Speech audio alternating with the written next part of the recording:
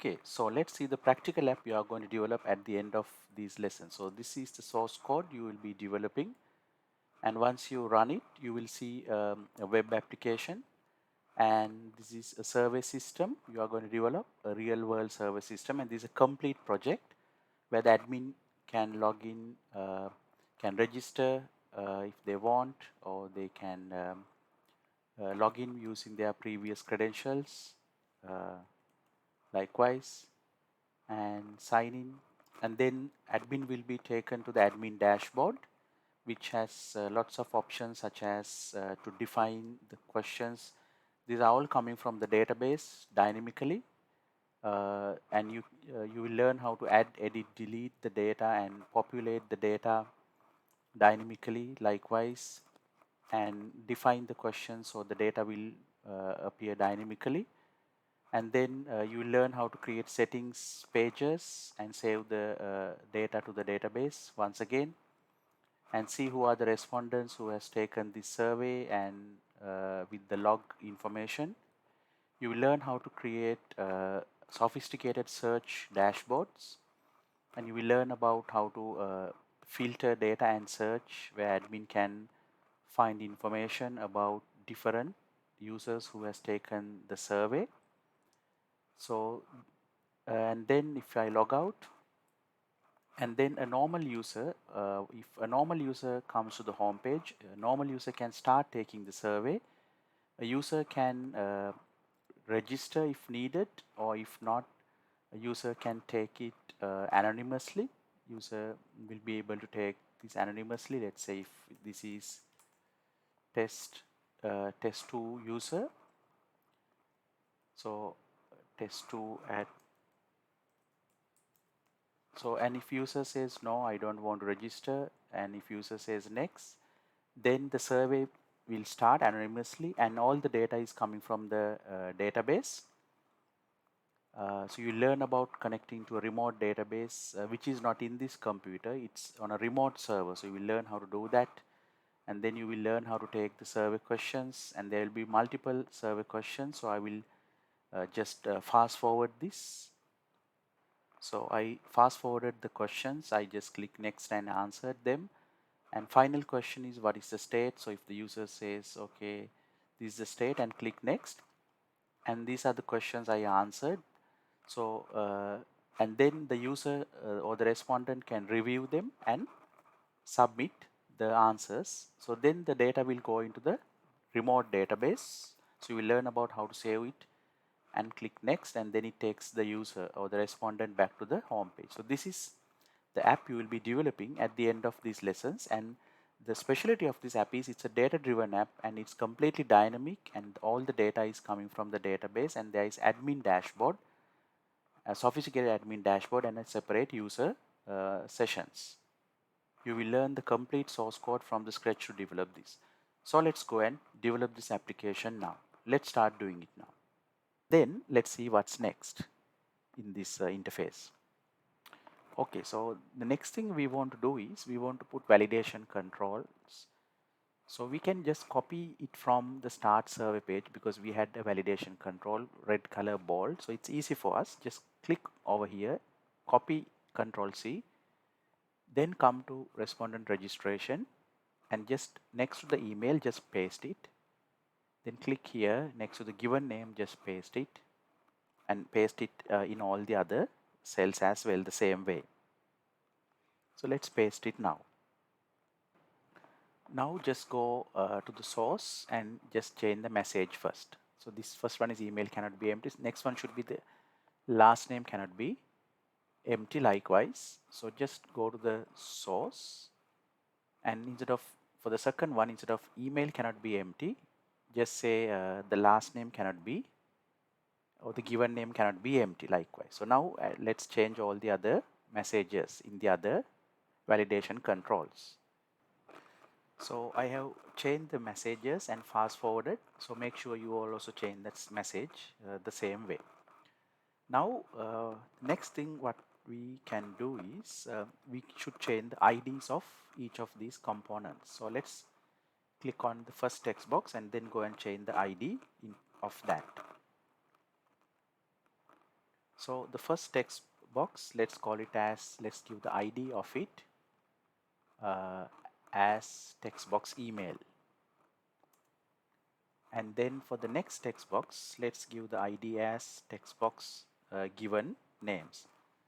So then later we can access these text boxes using these names. So I'm changing them in the property palette, text box given names. And for the last name, we will give the ID as text box last name.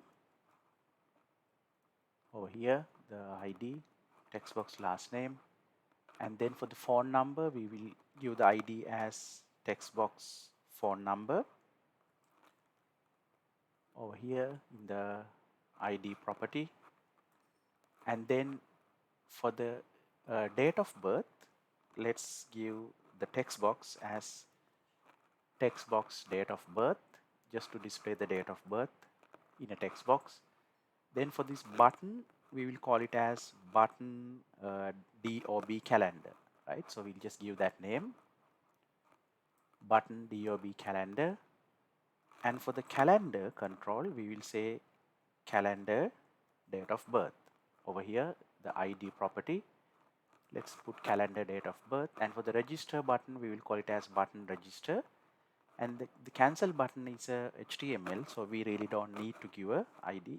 I mean, there is a ID by default. We will let it be like button 1 likewise. Okay, so now we have given the IDs. So now let's see what is next. So now what we will do is we will set the ID and the control to validate properties of each validator, right? So each validation control. So let's go to the source. Okay, so the first validation control we'll call it required field validator email, and the control to validate should be text box email. Text box email likewise. Then the second one, we will what we will do is, for the second one, it is the given names. So we will say text box given name. So what we have to say for the second one is, for line number 32, we have to say control to validate. Over here, line number 32, control to validate, we'll have to say text box given names. And then this we can call it as required field validator given names. So I will type the rest and then I will show you, and then we can fast forward this part, right? So I will just type the rest and then I tell you what I typed. So I have typed them and fast forwarded, but I will explain them to you. So for the given names, required field validator given names and control to validate given names. Then for the last name, text box validator last name and text box last name over here, control to validate. Then for the phone number, same over here and over here for the phone number. Then for the text box date of birth over here, and control to validate is text box date of birth over here. So that's what I typed. So let's see what's next in this UI.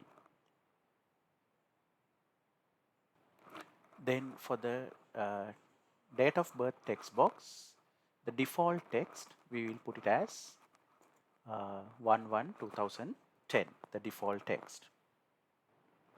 I can see there's something has gone wrong next to the calendar button. Probably when we were dragging, something might have come here. So I'm just going to delete it just after the calendar button, which is this thing. So I really don't need it.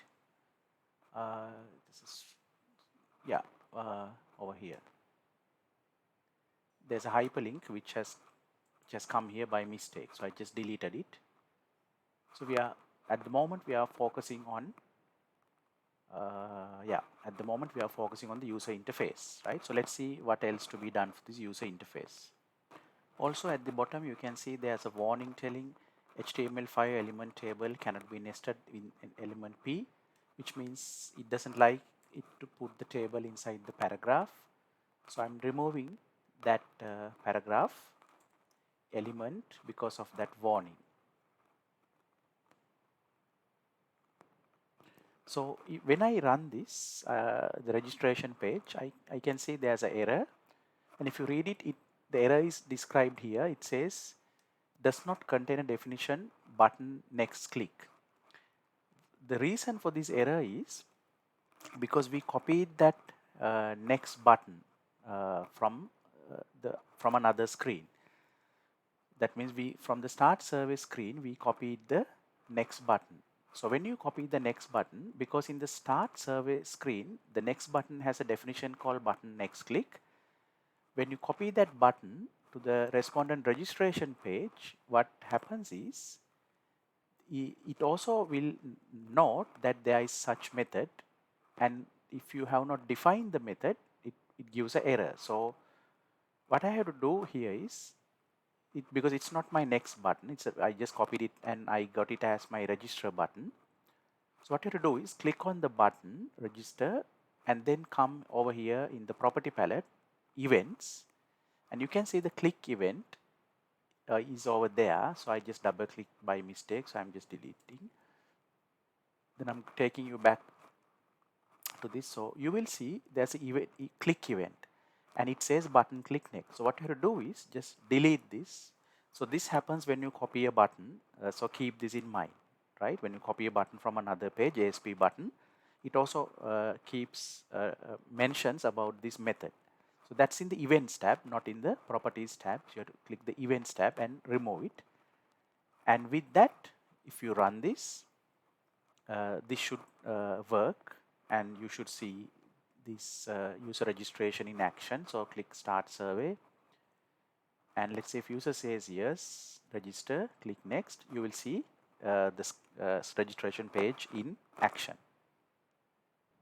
And if you just try to click the register button, all the validation controls will trigger and say it works. So you will have to put some entries, and then these validation controls, these validation message will go away. So this means now your registration user interface is working and it's in action. Now let's see what's next. So also we will need a label to display messages, runtime messages. You will see it. So I will define a label and then let's give ID into that as label message. Okay, so the ID given is label message. And after the label, I also would like to have an image. So I'm going to copy an image as usual and load it here. So copy an image, and then as usual, you know how we do this. Then you just say add existing item. We have done this multiple times, right? So I have to copy image into this first. Let me copy it. So as usual, just right click on images and say add. Once you copy it and say existing item, images, and then just put your image, and then as usual just add a image from the toolbox. Let's say image, and immediately give the image URL from the property palette. Just select that new image. So and then as usual give a reasonable width, let's say 200 pixels.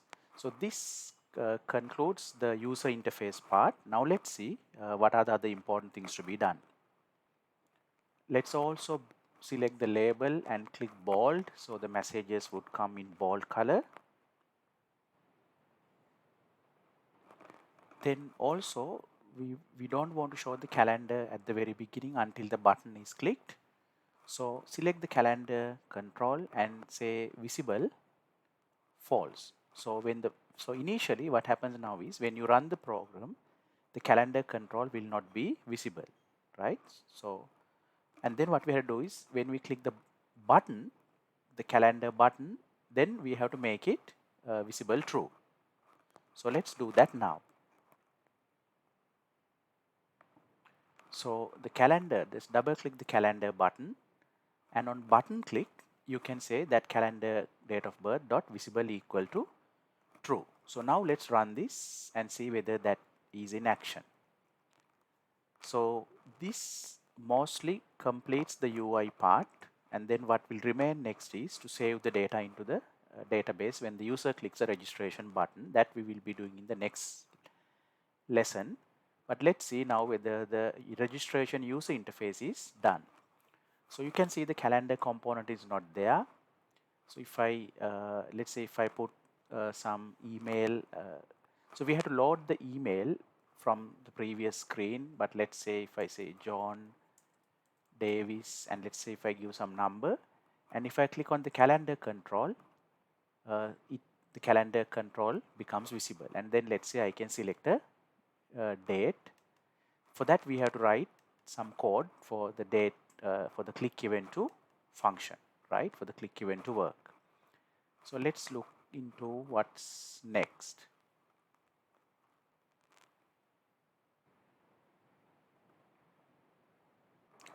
So when you click on the calendar control, and if you want that to appear on the text box, there's an event called, we look at there are multiple events, but we can use selection change method. So click on the calendar and just double click and see what's the method it generates. So when you double click on the calendar, it generates selection change. So this is where you have to write the code to read the date selected by the user and then to put it to the text box. So let me write the code and fast forward it to you now, and then explain you the code. So let me write the code and fast forward it now. Okay, so this is the code for that. So basically what you do is, in the selection change method, what you say is the calendar dot selected date dot day, and you will get the day, then you get the month, and you get the year. So this is how you access the selected day, month, and year from the calendar control. And then you create a string variable and you just concatenate the day, and you just put a forward slash month forward slash year just to separate with the forward slash. And this string you will put it to the text box date, the date of birth, and you will immediately make the calendar control visible false. So this is how you get the clicked calendar date, the date clicked by the user, and then this is how you take it and display it in a text box. So if I just take it like this, and if I click next, and let's see if I click on calendar, now the other validation controls are also getting triggered. So we'll just put some text here, just very quickly, just to show you the calendar control. So now if I click on the calendar control, you can see if I select 29th of August, so it works, 2021 August 29. So if I select let's say July 14th, you can see 2021 7/14. So now the calendar control is also in action. So let's see what's next. So we have completed the UI, most of the UI we have completed. Let's see what else is remaining. So there's one final thing I would like to do before we stop this session. So in the respondent registration, when the form is getting loaded, I would like to read the email, because before we come to respondent registration, in the start survey, if you remember, the user respondent enters the email, and if you remember, when we click next, we added that to the session. So what I would like to do is now read this session from the respondent registration page, form load, and put that email into this box. So I'm going into the C# code, and in the page load, I'm going to access the session and put it to the text box email. So let me write the code now. Okay, so this is the code. So from the session, you are asking for the respondent email because this is the name you gave in the start survey page, and you take that value, convert it into a string, and you put it into the text box. So now this will read the text email from the session. So So the email goes to the session in the previous page. So when the user says start survey, because user has to enter the email, we do a validation. So if user enters the email and click yes, register and click next, now you know we store the email in the session. So now we click next. In the form load of this page, we read that email from the session and display. So with this, we have finished making the user interface. Now what is remaining is the register button and save it to the database. So let's look into what's next now. Okay, so we did the practical demonstrations, and the conclusion is you all learn about user registration. Saving to the database will be done in the next lesson, and running the SQL also will be done in the next lesson. So references we will be using for this lecture, these are the references, and make sure to look at the next lesson for you to complete this app. And also we will be developing this in a manner where real world developers are developing the app. So to get a complete idea, make sure to look at the next lessons.